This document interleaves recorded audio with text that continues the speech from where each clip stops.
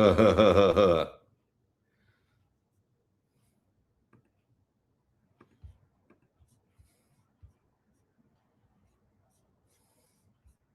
right, here we go. We are now live. Am I on YouTube also? Yeah, I think so. Anyway, we're streaming live here on YouTube and Instagram and maybe on Patreon or not Patreon, Substack. I'm not really sure. Anyway, hi. It's Tuesday. How psyched? Okay, how psyched is everybody that Trump is showing up to the Masters of the Universe? Yeah, I'm removing Substack. Sorry. Saving changes. How psyched is everybody that Trump is going to the global conference of global Masters of the Universe conference of disappointing cock to demand that the world support him in his pursuit of claiming Greenland? Good God. Good God. What is the 25th Amendment for? I mean, what is it? It's like, oh, let's draft this amendment. It'll be cute. We won't use it, but it'll be cute. Let's just not use it, though. No, now's the time. Let's use it because Grandpa's ready for the home, y'all. Grandpa is ready for the home. So who's up in here on Insta? This is crazy. Wow. Florida, Houston. You feel a rant coming. Hair's on point. Thank you. Spencer Garrett coming at me soon. You guys, Spencer Garrett is going to be starring on Broadway this season, so get ready. I know I am. Let's see, not clear why, but when I come over to you, Mo Money, Mo Problems is blaring on your phone. Huh? Is that your ringtone for when is that your alert tone from when? Anyway. Oh, wow. What a nice turnout on the Insta. Anyway, I'm getting ready to go out to dinner. Did a workout today, had a little phone meeting, did some Substacking, patty whacking. I did a live shave on Substack today, actually. That's what I did on Substack today. But yeah, I don't think I have anything fresh to add to the shit show that we're in the middle of right now. Someone's down on West 74th. Well, hello from a fellow Upper West Sider. Article 2, Section 4 will get rid of the whole crew, according to Barbara. Okay. This is actually a navy turtleneck. It's off black. It's navy. All right, people on YouTube. What was I going to say? Is Don Lemon going to be okay? Don's going to be fine. Don Lemon is going to be fine. I was just texting with Don earlier, actually. And we shared a laugh. So he seems to be in pretty good spirits. Don is going to be okay. Don't you guys love for a while I thought Don might have been just auditioning for another full-time gig, a contract gig on some cable channel, but now I think he's kind of Lemon's living his best life, and I so love this for him, actually. So, I'm loving what Don's up to. Anyway, so Kara Swisher mentioned something about, what did she say on Threads? I got to pull this up, about Davos in Switzerland. It certainly doesn't seem like that. It seems like it's just getting started. That's my buddy Jess Tarloff on Fox News. All right, so where are my replies? On Fox, she said Davos. Someone posted Davos is the only place where you can run into a head of state, a famous actor, and a billionaire tech founder in the same line for the bathroom. And Kara said no thanks, and my response to that was, I'd rather put a cigarette out in my ass, because quite frankly, I really would rather than go to Davos, I would rather put a cigarette out in my ass. And I mean that all sincerely, because holy shit, that is just a convention of some of the world's most disappointing, underwhelming cock. Fuck. Could you imagine? I really would rather swallow live bees. Yeah, it's just a bunch of like real, it's a lot of boner killing. So yeah, I guess Shitlers do their tomorrow to declare to the world that I want Greenland and you give me Greenland and I want my, oh my God. And the fucking loser with the secondhand hand-me-down Nobel Peace Prize. Did you guys see the delicious memes that people made? Pageants, and the Milli Vanilli one was one of my favorites. All About Eve with the Sarah Siddons Award. Fantastic. Really good. Really good.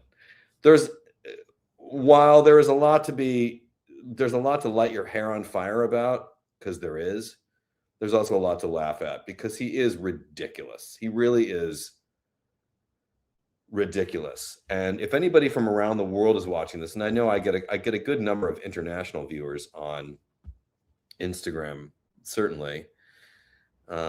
People love to chime in from all over the place, which is fantastic. I'm going to get to ICE in a second. But we're sorry. We thinking people in America, the cognoscenti in America, we can't stand him either. He's a national embarrassment. He's the great American embarrassment. And we're embarrassed and we're infuriated. And based on what we've been witnessing in the Midwest, specifically in Minnesota, we are terrified. So we're with you. Yeah. You're not alone in your disgust and fury, and we're disgusted and furious and embarrassed as all get out. Now about ICE. Speaking of disappointing cock, look at these guys in ICE. Look at these members of ICE. I hope they all pay for sex, because I can't imagine anybody wants any of these guys inside them for free. Because wow. Between the looks, the haircuts, the Oakleys, the masks, the stupid, like bought on Amazon, here's your ICE uniform kit outfits. And, because ICE has no uniform. It's kind of like, there are uniform guidelines, but there's no official uniform. It's all very haphazard and sort of stupid, hand-me-down looking, ill-fitting. Some of these guys legit look like they are growing bread from out of their waistline, like with the gut creeping out from under the equipment. Anyway, these fucking losers in ICE. I can't imagine. Oh, God. It really is stupid. Someone said they look like Halloween costumes. That's an insult to Halloween. Yeah, fat asses with moobs, like the man tits and the small dicks. I'm getting real tired, you guys, in America. I'm sure it's a global thing too, but I live in America, so this is where we're all experiencing it most. I'm getting real tired of huge dicks with small cocks, if you know what I mean. These guys in ICE, the guys in Trump's administration, huge dicks with small cocks, these men who are furious. What was that Margaret Atwood line? I'm going to get it wrong, and somebody will have to get it right in the comments, but I'm going to get it wrong. Men are afraid, or women are afraid. Men are afraid of women laughing at them. Women are afraid of men killing them. Yeah. Men are afraid of women laughing at them. Women are afraid of men killing them.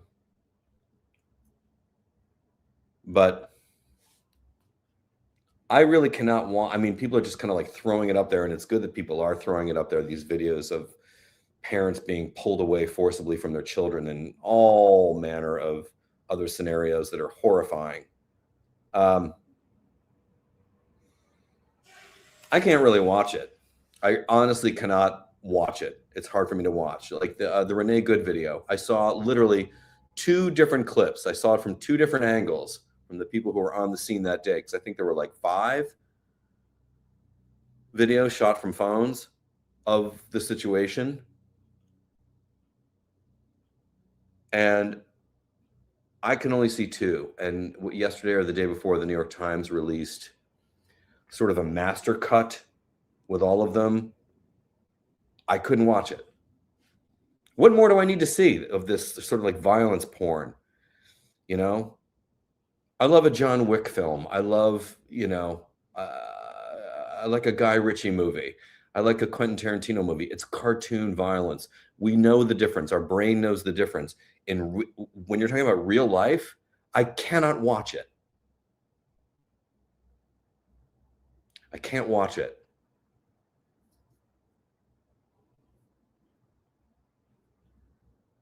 So this is the state of things in the United States of, are you fucking kidding me? Yeah.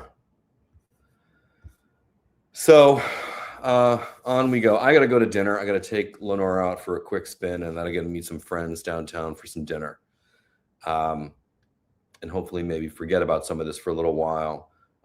If you guys think of it, please, I thank you guys for tuning in on YouTube. If you're there, Instagram, of course, I love you like crazy.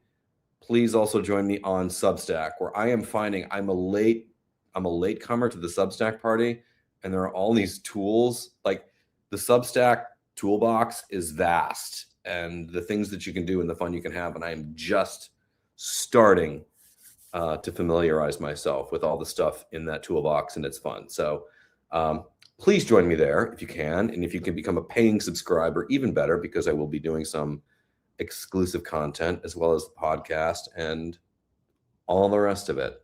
I have a newsletter coming this weekend, Friday. What's it about, George? Well, this week's issue is going to be about the gift of enough. You know, we live in a culture where there is an unquenchable thirst, an insatiable lust for more square footage, more followers, more money, more houses, more stuff, more clothes, more filler, more.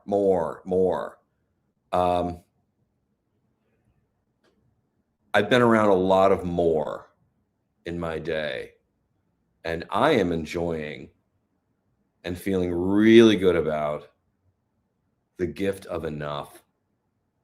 And I look at what I've got on a good day. And this is, mind you, when rent is paid. I know that my rent is paid. I'm going to be able to pay my health insurance and my rent at least reasonably painlessly. And after that, I've got some nice clothes to wear, and I can go out to dinner once in a while. And if I want to take a trip, a little one for a few days, I can. That's nice. I don't even have to take the trip, really. But point being, the newsletter, and I'm kind of actually just in real time with you right now, working out some of my thoughts about the theme of this week's newsletter, which will come out Friday. It's the gift of enough. You know, I like my watch. It's one of my favorite watches in the world. Is it tempting to start investing in a watch collection? Sure. Do I need another one? Should I get a Rolex Submariner? Well, there's a wait list that goes all the way to Borneo, but like, no, I'm good with my Tudor. If this is the only watch I have for the rest of my life, fantastic. It looks hot. It tells time. That's all I need. Yeah. I don't have a car. I have a bicycle and a subway and a bus, and I walk. I'm rambling. Anyway, thank you for allowing me to work out my thoughts on what this week's newsletter is going to be about. The gift of enough. That's what we're doing. The gift of enough. Anyway, that's it. Have a great night. If you've joined me on Substack, I thank you. If not, you know what to do. And I'll see you guys later.